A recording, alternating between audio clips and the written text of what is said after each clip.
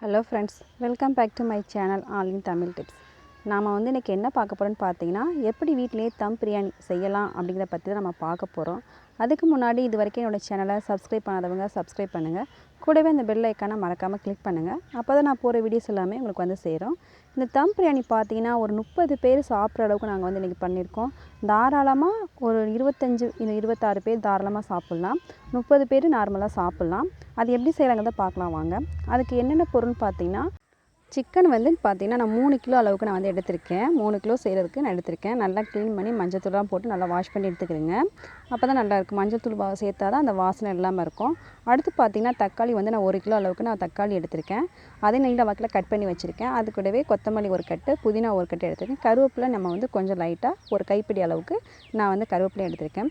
வெங்காயம் நீங்கள் பார்த்தீங்கன்னா வெங்காயம் நான் 1 கிலோ அளவுக்கு நான் நீல வாக்கில் கட் பண்ணி வச்சுருக்கேன். பச்சை மிளகாய் பார்த்தீங்கன்னா ஒரு 15 பச்சை மிளகாய் 4 பீஸாக நான் கட் பண்ணி எடுத்திருக்கேன்.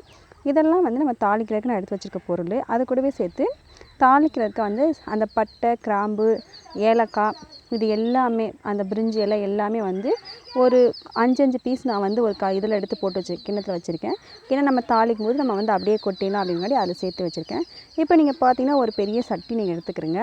நம்ம 4 கிலோ வேக வைக்கும் போது எவ்வளோ பிடிக்குமோ அந்தளவுக்கு நம்ம ஒரு சட்டி எடுத்துக்கலாம். அதில் நம்ம எண்ணெயை கொட்டிட்டு சோம்பு 2 ஸ்பூன் அளவுக்கு நான் சோம்பு எடுத்து வச்சுருக்கேன்.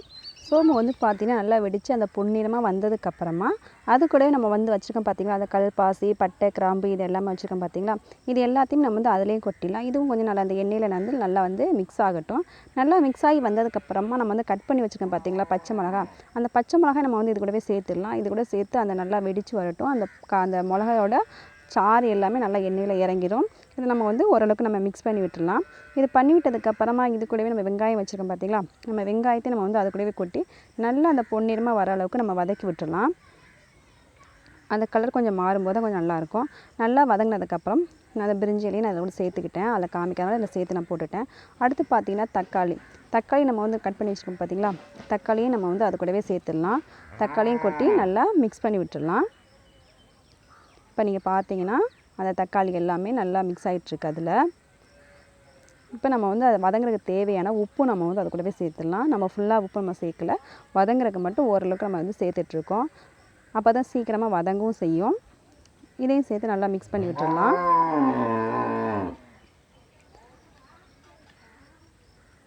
இப்போ நீங்கள் பார்த்தீங்கன்னா ஓரளவுக்கு நல்லாவே மிக்ஸ் ஆகிட்டுருக்கு, நல்லா வதங்கி வந்துட்டுருக்கு.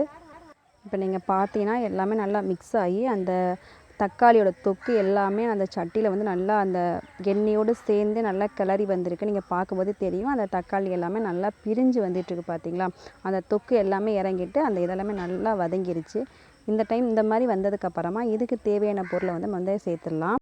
நம்ம கட் பண்ணி வச்சுக்கோம் பார்த்தீங்களா, புதினா இலை அப்புறம் மல்லித்தலை அப்புறம் கருவேப்பிலை 3யுமே நம்ம எல்லாத்தையுமே நல்லா அதில் கொட்டி விட்டுடலாம். நல்லா கொட்டி நல்லா மிக்ஸ் பண்ணி விட்டுடலாம்.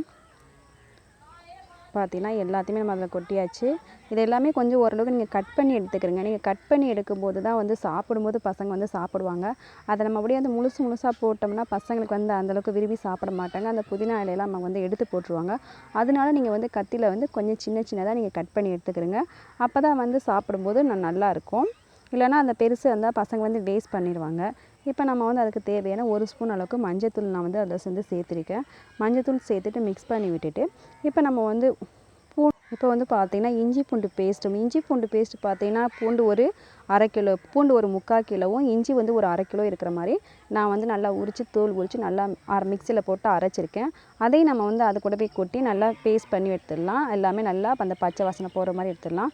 இப்போ பார்த்தீங்கன்னா மிளகாத்தூள் 1 டேபிள் கரண்டி இல்லை 1.5 டேபிள் கரண்டி இருக்கிற எடுத்திருக்கேன். கரம் மசாலா பொடி, இது சில்லி பொடி நான் 2 ஸ்பூன் அளவுக்கு இருக்கிற மாதிரி எடுத்திருக்கேன். அப்புறம் கரம் மசாலா பொடியும் ஒரு 2 ஸ்பூன் இருக்க மாதிரி நான் எடுத்து போட்டிருக்கேன். இது எல்லாத்தையுமே நான் கொட்டி அந்த சட்டியில் பார்த்தீங்கன்னா அந்த அடி பிடிக்காத அளவுக்கு நம்ம நல்லா கிளறி விடலாம். இதுக்கு நெய் பார்த்தீங்கன்னா ஒரு 200 கிராமில் 250 கிராமில் நான் ஒரு பாட்டிலே நான் அப்படியே அதில் ஊற்றிட்டேன். ஏன்னா அப்போ அது கூட சேர்க்கும் போது தான் கொஞ்சம் நல்லாயிருக்கும். தயிர் நீங்கள் பார்த்தீங்கன்னா ஒரு பவுல் நிறைய நம்ம 2 பாக்கெட் இருக்கிற அளவுக்கு நான் சேர்த்துருக்கேன். அதையும் சேர்த்து நல்லா மிக்ஸ் பண்ணி விட்டுடலாம். அப்போ தயிரும் நெய்யெல்லாம் சேர்த்தா தான் நல்லா நமக்கு வந்து ஒரு நல்ல ஒரு டேஸ்ட்டும் கிடைக்கும், நல்ல ஒரு ஃப்ளேவரும் நமக்கு கிடைக்கும். அது எல்லாத்தையும் நல்லா மிக்ஸ் பண்ணி விட்டுடலாம். இப்போ நீங்கள் வந்து ஒரு லெமனை வந்து நீங்கள் எடுத்துங்க. ஒரு லெமன் எடுத்து அதோட சாறை வந்து நான் புழிஞ்சு வச்சுருக்கேன். அந்த சாறையும் நான் வந்து இது கூடவே ஆட் பண்ணிடுறேன். ஆட் பண்ணிவிட்டு எல்லாத்தையுமே நல்லா மிக்ஸ் பண்ணி விட்டுறேன். இப்போ நம்ம வந்து எடுத்து வச்சுக்கோம் பார்த்தீங்கன்னா 3 கிலோ சிக்கன் வச்சுருக்கோம் பார்த்தீங்களா, அந்த சிக்கனையும் நான் வந்து இது கூடவே சேர்த்துடுறேன். சிக்கனையும் நல்லா எல்லாத்தையும் சேர்த்து நல்லா பரட்டி விட்ருங்க. அந்த கொஞ்சம் நேரம் இது வந்து கொஞ்சம் நேரம் வேகிற அளவுக்கு நம்ம வந்து வச்சுக்கலாம். அந்த கொஞ்சம் லைட்டாக வெந்தால் தான் ஓரளவுக்கு நல்லாயிருக்கும். அதுக்காக கொஞ்சம் லைட்டாக நம்ம பரட்டி எடுத்துக்கலாம். இதுக்கப்புறம் பார்த்திங்கன்னா நம்ம வந்து ரெடி பண்ணி வச்சுருக்கோம் பார்த்தீங்களா, அரிசி வந்து நம்ம வந்து ஆல்ரெடி நம்ம வந்து ஊற வச்சுருக்கேன். அரிசி நீங்கள் பார்த்தீங்கன்னா ஒரு 3.5 கிலோ இருக்கும். அரிசி வந்து பார்த்திங்கன்னா ஒரு 3.5 கிலோ இருக்கும். அதை நான் வந்து பக்கத்தில் நான் வந்து ரெடி பண்ணி வச்சுருக்கேன். இப்போ பாருங்கள், அதுக்கு தேவையான தண்ணி ஊற்றிடலாம். 1 கிலோ அரிசி இந்த கிண்ணத்தில் பார்த்திங்கன்னா ஒரு கிண்ணம் இருக்கும். அதுக்கு 2 கிண்ணம் அளவுக்கு நான் வந்து தண்ணி ஊற்றிருக்கேன். அதே மாதிரி இன்னொரு கிண்ணத்துலேயும் நான் தண்ணி எடுத்திருக்கேன். அதையும் நான் வந்து 1க்கு 2 அப்படிங்கிற அளவில் வந்து தண்ணி நான் ஊற்றி வச்சுருக்கேன். ஏன்னா நம்ம வந்து அரிசி வந்து நிறைய நேரம் நான் ஊற வைக்கவே இல்லை. அதனால் ஒரு 1/2 மணி நேரம் ஊற வச்சுருக்கேன். 1க்கு 2 தண்ணி ஊற்றி தேவையான அளவு உப்பும் நான் அது கூட சேர்த்து நான் வந்து இப்போ வந்து நல்லா கொதிக்க வச்சிடலாம். கொதிக்க வைக்கிறதுக்கு நல்லா மூடி கொதிக்க வச்சாச்சு. இப்போ பாருங்கள், ஓரளவுக்கு இப்போ தான் பபிள்ஸ் வந்து வந்துட்டுருக்கு. இன்னும் வந்து நமக்கு வந்து நல்லா கொதிச்சு வரட்டும். அதுக்குள்ளே நீங்கள் பார்த்தீங்கன்னா அரிசி வந்து நான் ஒரு 1/2 அன் ஹவர் நம்ம வந்து ஊற வச்சுருக்கோம்.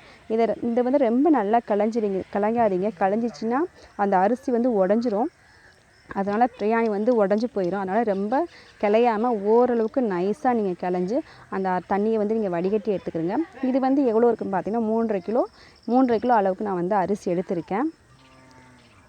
இதையும் நம்ம வந்து என்ன பண்ணலாம், நல்லா அலசிட்டு நம்ம வந்து அந்த இது தண்ணி கொதித்ததுக்கப்புறமா நம்ம வந்து அது வந்து பிரியாணியில் வந்து நம்ம வந்து சேர்த்துக்கலாம். இப்போ பார்த்தீங்கன்னா தண்ணி நல்லா கொதித்து வந்துச்சு. நீங்கள் பார்க்கும்போதே தெரியும், நல்லா கொதித்து வந்துருச்சு. இப்போ நம்ம வந்து அரிசியை வந்து நம்ம கையில் அள்ளி கொட்டிடலாம். நம்ம சட்டியோடு கொட்டினோம்னா அது தண்ணி வந்து அதில் கொஞ்சம் இருக்கும். நம்ம தண்ணியெல்லாம் போய் அதில் வந்து சேரும். அதனால் வந்து தண்ணி ஆயிடும் சாப்பாடு. அதனால் நீங்கள் எப்போவுமே அப்படியே கொட்டாமல் கையிலேயே நீங்கள் அள்ளி போடுங்க. அப்போ தான் அதோட தண்ணி வந்து அதிகமாகாமல் நம்ம வைக்கிற தண்ணிக்கு கரெக்டாக இருக்கும். அது மாதிரி பார்த்திங்க, இப்போ நான் அரிசி எல்லாமே நான் அதில் வந்து போட்டுட்ருக்கேன். எல்லா அரிசியுமே நம்ம வந்து அதில் கொட்டிட்டு இப்போ வந்து பார்த்திங்கன்னா எல்லாமே ஓரளவுக்கு கொட்டி முடிச்சாச்சு. ஒரு கலர் வந்து நல்லா கிண்டி விட்டுங்க. ரொம்ப நம்ம அந்த அரிசி போட்டோம்னா பதமாக தான் கிண்டணும். நம்ம வாட்டுக்க ஸ்பீடாக நீங்கள் கிண்டி எடுத்துடாதீங்க. ஸ்பீடாக கிண்டினாவே நமக்கு வந்து அரிசி வந்து உடஞ்சி போயிடும்.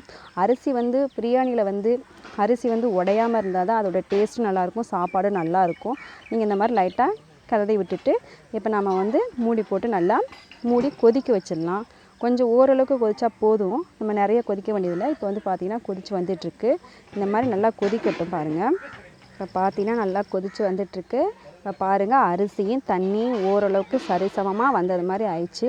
இந்த டைமில் நம்ம மெதுவாக லைட்டாக கிளறி விடலாம். ஏன்னா நம்ம கீழே இருக்கிறது மேலே இருக்கிறது எல்லாத்தையும் நம்ம கொஞ்சம் ஓரளவுக்கு நம்ம வந்து மிக்ஸ் பண்ணி விட்டுக்கலாம். அப்போ தான் வந்து சாப்பாடு வந்து நல்லா வெந்தது மாதிரி இருக்கும். ரொம்ப குழையவும் கூடாது, ரொம்ப அரிசியாகவும் இருக்கக்கூடாது, நார்மலாக இருக்கணும். நம்ம பொறுமையாக மெதுவாக கிளறி விடுங்க. சாதத்தை நீங்கள் உடச்சிடாதீங்க. சாதம் உடஞ்சா வேஸ்ட்டாக போயிடும். இந்த அளவுக்கு நம்ம வந்து கிளறி விட்டுக்கலாம். பாருங்கள், சிக்கன் எல்லாமே ஓரளவுக்கு கிளறி மேலே கீழே எல்லாமே நல்லா கிளறி விட்டுட்ருக்கேன். இந்த மாதிரி நல்லா கிளறி விட்டுட்டு இப்போ நம்ம வந்து சரிசமம் பண்ணிக்கலாம். சாப்பாட்டை வந்து நல்லா சரிசமமாக பண்ணிவிட்டு இப்போ பார்த்திங்கன்னா தண்ணி வந்து அந்த சாப்பாட்டோடவே இருக்குது. ரொம்ப மேலெலாம் தண்ணி ஃபுல்லாகவே ஓரளவுக்கு வத்திருச்சு. இந்த டைமில் வந்து நம்ம தட்டு போட்டு மூடி வச்சுட்டு நம்ம வந்து விறகு இருக்குது பார்த்திங்களா, நம்ம வந்து விறகுல தானே பண்ணுறோம், நம்ம தம் பிரியாணி தான் பண்ணிகிட்ருக்கோம். இதில் வந்து இந்த நெருப்பெல்லாம் வந்து என்ன பண்ணலாம், நெருப்பை எடுத்து அந்த தட்டுக்கு மேலே நம்ம வந்து நெருப்பை வச்சிடலாம். எப்படி பார்த்தாலும் ஒரு 6-7 கரண்டி அளவுக்கு நம்ம நெருப்பு அள்ளி நம்ம அதுமாதிரி தட்டு மேலே வச்சிடலாம். அப்போ தான் மேலே இருக்க அரிசி நல்லா வேகும், கீழே இருக்க அரிசி நல்லா வெந்து வந்துட்டுருக்கோம். அதனால் நம்ம மேலே வந்து ஒரு 6 கரண்டி அளவுக்கு நெருப்பை நம்ம வந்து எடுத்து அது மேலே வச்சிடலாம். அப்படி பண்ணும்போது தான் அந்த தம் பிரியாணியோட டேஸ்ட்டு உங்களுக்கு வந்து நல்லாவே கிடைக்கும். நீங்களும் இந்த மாதிரி ட்ரை பண்ணி பார்த்துட்டு கண்டிப்பாக எப்படி இருக்குது அப்படிங்கிறத எனக்கு வந்து கமெண்ட் பண்ணுங்கள். இப்போ பார்த்தீங்கன்னா இந்த மாதிரி பண்ணிவிட்டு ரொம்ப நேரம்லாம் இருக்கணுங்க ஒரு அவசியம் கிடையாது. ஒரு 5 to 6 இல்லை 7 hours 5 to 6 minutes இருந்தால் போதுமானது. அந்தளவுக்கு இருந்தாவே இப்போ பார்த்தீங்கன்னா நான் அள்ளி ஃபுல்லாக வச்சுட்டேன். இதை வந்து நல்லா மூடி வச்சிடலாம். இப்போ பாருங்கள், நமக்கு நல்லா வெந்து வந்துருச்சு. இப்போ நமக்கு தேவையான பிரியாணி வந்து நமக்கு ஃபுல்லாகவே ஃபினிஷ் ஆயிடுச்சு. இப்போ நம்ம வந்து இந்த நெருப்பை வந்து நம்ம இழுத்து நம்ம வெளில கொட்டிட்டு சாப்பாட்டை நம்ம வந்து கிளறி பார்க்கலாம். இப்போ பாருங்கள் எப்படி இருக்குங்கிறத நீங்கள் பார்க்கும்போதே தெரியும். அது கிளறும் போதே அந்த சாதம் வெந்திருக்கா வேகலையா அப்படிங்கிறது எல்லாமே பார்க்கும்போதே தெரியுது. கறி சிக்கன் பீஸ் எல்லாமே ஓரளவுக்கு நல்லாவே வெந்திருக்கு. கீழே வந்து அடியும் பிடிக்கல. நாங்கள் சாப்பிடும்போது டேஸ்ட்டும் வந்து ரொம்ப சூப்பராகவே இருந்துச்சு. நீங்களும் உங்கள் வீட்டில் வந்து இந்த மாதிரி நான் சொன்ன மாதிரி தம் பிரியாணி வந்து ட்ரை பண்ணி பார்த்துட்டு எப்படி இருக்குது அப்படிங்கிறத கண்டிப்பாக எனக்கு வந்து கமெண்ட் பண்ணி அனுப்புங்க. இந்த வீடியோஸ் வந்து உங்களுக்கு பிடிச்சிருந்துச்சுன்னா லைக் பண்ணுங்கள், ஷேர் பண்ணுங்கள், கமெண்ட் பண்ணுங்கள். இது வரைக்கும் என்னோடய சேனலை சப்ஸ்கிரைப் பண்ணாதவங்க சப்ஸ்கிரைப் பண்ணுங்கள். அப்போ தான் நான் போகிற வீடியோஸ் எல்லாமே உங்களுக்கு வந்து சேரும்.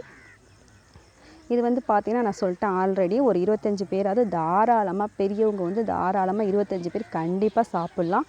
நீங்களும் ட்ரை பண்ணி பார்த்துட்டு வீடியோ கமெண்ட்டை வந்து எனக்கு எழுதி அனுப்புங்க. தேங்க்யூ ஃபார் வாட்சிங்.